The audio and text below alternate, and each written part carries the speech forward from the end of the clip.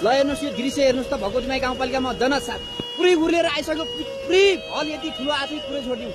बादमा धन्न सफल भयो भगवतीमाई डुबाउन सफल भयो त यति ठुलो पानी आएको कि हाम्रो भगवतीमाई गाउँपालिकाको यो ड्राइभर बस्ने क्वार्टर चाहिँ उडाएर यहाँबाट कहाँ लगेको छ हेर्नुहोस् त्यहाँ लगेको छ मैले भिडियो यति गाह्रो गरेर बनाएको छु साथीहरू सम्पूर्णलाई हेर्नु होला है त ल हेर्नुहोस् यहाँ हेर्नुहोस् खोलो यति बढ्दैछ कि पुरै छोडिदिउँ ए हाम्रो मम्मीहरूलाई अहिले आऊ भने त यता ए म जानुहोस् यो खोला छिटो झन् ठुलो आइसक्यो पानी बाबा ल हेर्नुहोस् यो खोला हेर्नुहोस्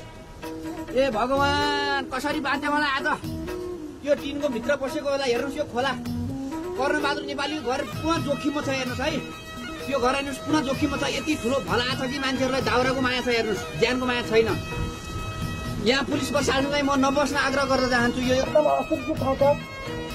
ल हेर्नुहोस् घुम्ती यसरी उडायो घर यसरी उडायो ए भगवान मेरो घरतिर आउँदैछ खोला यो घर पनि बगाउने स्थितिमा पुगिसक्यो यो घर पनि अब भइसकेको छ साथीहरू म त एकदम लास्टै ठुलो तारबाट बाटो हेर्नुहोस्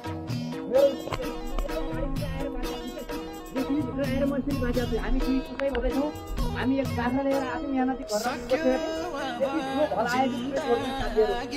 गरेर नमस्कार म सर्वजित हमाल